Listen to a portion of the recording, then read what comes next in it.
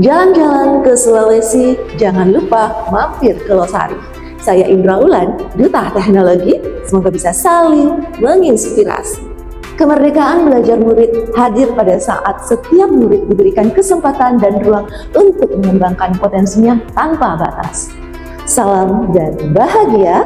Saya Indra Ulan, Guru Pejuang Digital Sulawesi Selatan. Pada gelar karya kali ini akan berbagi praktik baik yang bertajuk Kampanye Kreatif Kemerdekaan Berbasis PID dan Ruang Murid.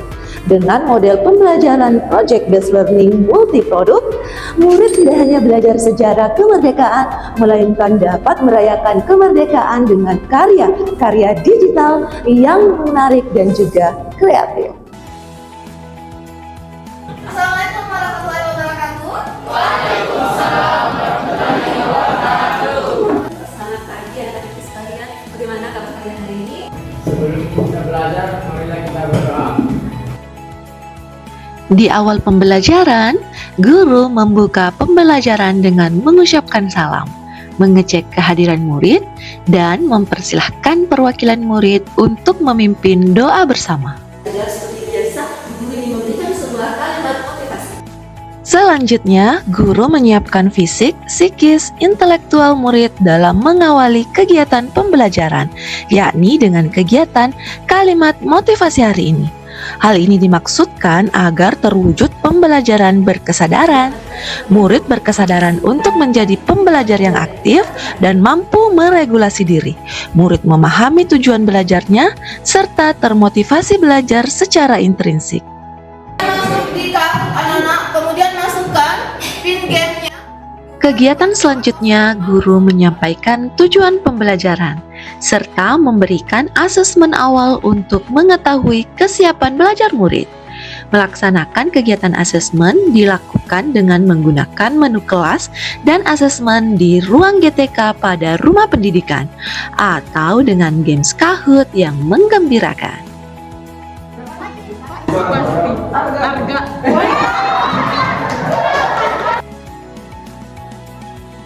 Sebelumnya mari kita lihat terlebih dahulu ada beberapa pertanyaan yang guru sudah siapkan untuk anak-anak sekalian. Pertanyaan pertama, apa sih yang terlintas dalam pikiran kalian terkait proklamasi kemerdekaan Indonesia? Saya Bu, Oke, silakan Alicia. jadi dulu kakek saya pernah cerita katanya beliau hidup di zaman awal kemerdekaan. Kata kakek, sekarang semuanya sudah berubah. Nah, hanya belum diskriminasi yang telah dihapuskan setelah Indonesia bebas dari penjajahan. Oke, tepuk tangan.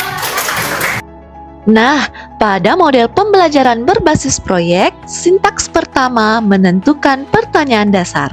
Guru mengawali dengan memberi pertanyaan pemantik. Murid merefleksikan pengalaman pribadi dalam kehidupan nyata. Pelajaran berikutnya kita akan menelaah terlebih dahulu materi. Setelah itu, guru mengajak murid memindai QR Code yang terhubung dengan berbagai sumber belajar di rumah pendidikan. Ini Bu. Dalam menentukan pertanyaan dasar yang akan dikembangkan, guru melakukan asistensi kegiatan proyek sejarah.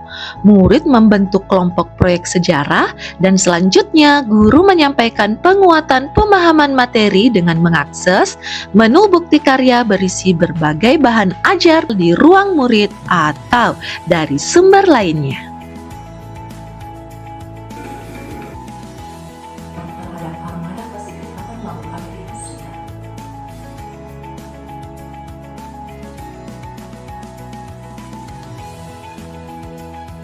Selanjutnya pada sintaks kedua, yakni membuat desain proyek dan menyusun penjadwalan. Guru mendampingi murid menyusun perencanaan, desain proyek, dan membuat timeline pelaksanaan, pengumpulan data, draft proyek, dan dokumentasi. Setelah semuanya selesai, murid dapat melakukan finalisasi. Namun jangan lupa ya, Bapak dan Ibu guru melakukan evaluasi terhadap hasil kegiatan murid. Pembelajaran menjadi lebih bermakna sebab dalam pengerjaan proyek, murid dapat merasakan relevansi hal-hal yang dipelajari dengan kehidupan, mampu merekonstruksi pengetahuan baru dan menerapkan dalam kehidupan nyata. Nah, selanjutnya pada sintak ketiga, implementasi.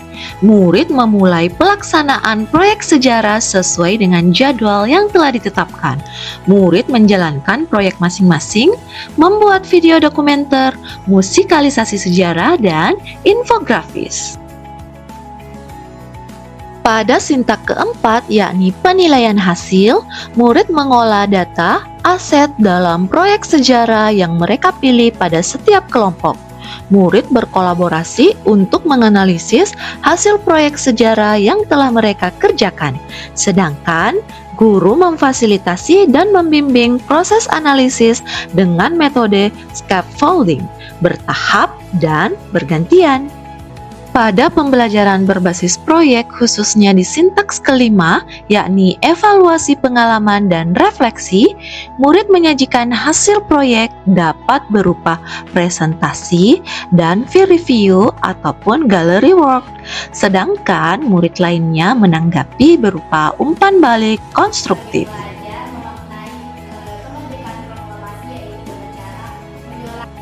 Nah, setelah setiap kelompok melakukan evaluasi diri terhadap pelaksanaan proyek secara keseluruhan, guru memberi penguatan serta evaluasi mengacu pada ketercapaian CP, ATP yang tersedia di ruang GTK.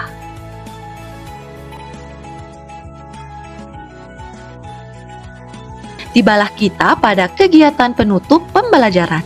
Di tahap ini, guru dan murid bersama-sama menyimpulkan pembelajaran, dilaksanakan asesmen, dan murid merefleksi proses pembelajarannya. Teknologi adalah kunci, namun keberanian murid dalam berekspresi dan berkolaborasi adalah kunci esensial untuk mewujudkan kemerdekaan pembelajaran. Semoga dengan adanya praktik baik ini bisa menyalakan inspirasi di ruang-ruang kelas lainnya di seluruh penjuru Indonesia.